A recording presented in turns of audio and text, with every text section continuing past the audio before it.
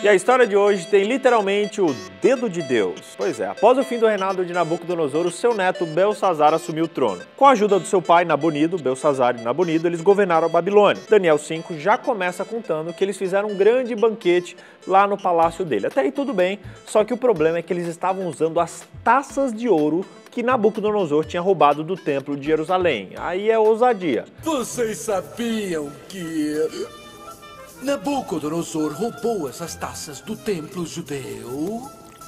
Enquanto Belsazar bebia o vinho, deu ordens para trazerem as taças de ouro e de prata do seu antecessor Nabucodonosor, que ele tinha tomado do templo de Jerusalém, para que o rei e os seus nobres e as suas mulheres e as suas concubinas bebessem nessas taças. O ato de tomar os utensílios do templo para usar ali naquela festa com bebida alcoólica e tal, isso foi algo muito profano e demonstrou que ele não apenas se recusava a honrar o Deus dos hebreus, como também tinha um desprezo intencional contra ele. E para piorar a situação, eles estavam prestando cultos e louvores aos falsos deuses enquanto bebiam e se divertiam com os utensílios sagrados. Meu brinde ao Deus de ouro! Enquanto bebiam vinho, louvaram os deuses de ouro, prata, bronze, ferro, de madeira e de pedra. É interessante notar que os 6 materiais usados na construção da estátua de Nabucodonosor foram também mencionados nesse verso e na mesma ordem. Olha que legal, só que nesse caso a madeira substituiu o barro. Deus deve ter ficado furioso, porque logo em seguida uma mão começou a escrever na parede do salão. Mas de repente apareceram dedos de mão humana que começaram a escrever no reboco da parede, da parte mais iluminada do Palácio Real. O rei observou a mão enquanto ela escrevia. Seu rosto ficou pálido e ele ficou tão assustado que os seus joelhos batiam e suas pernas vacilaram. Que coisa mais louca, gente! Imagina você e seus amigos num jantar e do nada uma mão aparece. Esse estudo bíblico de Daniel é muito top. Por isso, nesse trimestre, a gente está dando de presente para você esse estudo bíblico sobre o livro de Daniel, para você se aprofundar nesse assunto e para ensinar outras pessoas também. Por isso, para fazer esse curso online ou receber na sua casa, é só clicar no link que está na descrição e fazer o seu pedido, ou então pelo WhatsApp que está aqui na tela para você poder pedir, beleza? Beleza! Outra curiosidade desse banquete é que ele representa muito bem aquela Babilônia descrita lá no fim da Bíblia, no livro do Apocalipse. Assim como Belsazar, a mulher da Babilônia do tempo do fim tem um cálice de ouro e oferece uma bebida contaminada a todas as nações. Em outras palavras, por meio de falsas doutrinas e de um sistema de adoração distorcido, a Babilônia moderna atrai o mundo para o mal, ignorando o juízo que logo virá. A real, galera, é que o livro de Daniel está intimamente ligado ao livro do Apocalipse. A próxima cena dessa história parece uma repetição do que aconteceu lá em Daniel 2, quando ninguém conseguia decifrar o sonho de Nabucodonosor. Belsazar ficou desesperado. Como a gente já viu, as pernas deles ficaram tremendo de tanto medo. Ele então mandou chamar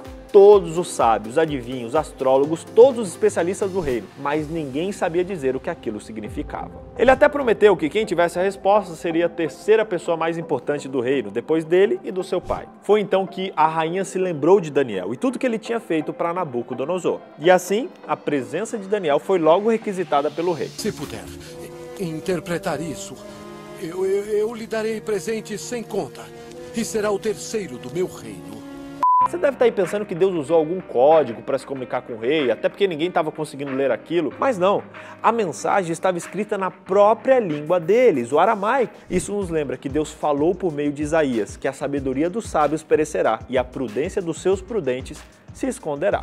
Algumas verdades são tão importantes que os seres humanos eles não conseguem decifrar por si mesmos. E eu pergunto para você, em algum momento da sua vida Deus já falou com você através de um texto da Bíblia, através de alguma pessoa, ou talvez através de um sonho? Conta para mim aqui nos comentários que eu quero saber. Por isso que apenas Daniel conseguia decifrar a mensagem. Daniel então chegou lacrando tudo e jogando umas verdades na cara ali de Belsazar. Primeiramente ele falou que Belsazar havia ignorado completamente a experiência do seu avô Nabucodonosor. Caso contrário, ele teria se arrependido e se humilhado pelo que ele tinha feito. Em segundo lugar, Daniel contou a Belsazar que ele havia utilizado os utensílios do templo para beber vinho e louvar aos seus ídolos. E em terceiro lugar, o rei havia negligenciado a glorificação a Deus. Depois de jogar todas essas verdades na cara do rei, aí que Daniel foi começar a interpretação. Belsazar já devia estar pensando, né? Já acabou, Jéssica? Bom, a mensagem continha 3 verbos em aramaico. Menê, que significa contado, tekel, que significa pesado, e Peres, ou Parsim, que significa dividido. E esse deve ter sido o máximo de revelação que os sábios deram ao rei. E eles sabiam que o exército medo-persa estava na porta da Babilônia ali, pronto para invadir. Só que diferente de Daniel, ninguém queria ousar falar algo que desagradasse o rei. Todos naquela sala tinham muito medo do rei e não conseguiam acreditar como que o rei estava ouvindo calado todas aquelas audaciosas palavras de Daniel. Não vai fazer nada? E Daniel continuou. Menê contou Deus o seu reino e deu fim a ele. Tekel, pesado fosse na balança e achado em falta. Peres, ou Parsim, dividido foi o teu reino e dado aos medos e aos persas. Essas com certeza não foram palavras de conforto e ânimo. Apesar das más notícias, ele ficou satisfeito pela interpretação de Daniel e por essa razão deu para Daniel todos os presentes prometidos. Eu acho até que Daniel não queria nenhum presente desse, né? Mas ele acabou aceitando, até porque ele sabia que naquela noite o reinado de Belsazar não duraria mais e ele então provavelmente perderia tudo aquilo, né? Garoto espertinho! Isso verdadeiramente aconteceu. Tudo isso ocorreu naquela noite. Enquanto o rei e os seus cortesãos bebiam, a cidade caiu sem sequer uma batalha. Alguns estudos indicam que os persas eles cavaram um canal para desviar o rio Eufrates e marcharam para dentro da cidade pelo leito do rio. Naquela mesma noite, Belsazar foi morto. Seu pai, Nabonido, já tinha deixado a cidade, mas se entregou mais tarde, e assim chegou ao fim o maior império que a humanidade tinha conhecido até aquele momento. Babilônia, a cabeça de ouro, já não existia mais. Assim como Nabucodonosor, Belsazar desperdiçou e fechou os olhos para todas as oportunidades que ele teve de reconhecer a Deus como único Deus. Parece que ser cabeça dura nesse caso, galera, era coisa de família. E você? Quantos sinais você está deixando? Quantas oportunidades você está deixando passar de aceitar a Deus? Resumindo então, primeiro, tenha respeito pelas coisas de Deus, hein? Segundo, tenha intimidade com Deus para entender as mensagens que Ele mandar para você. Terceiro, reconheça Deus enquanto ainda há tempo.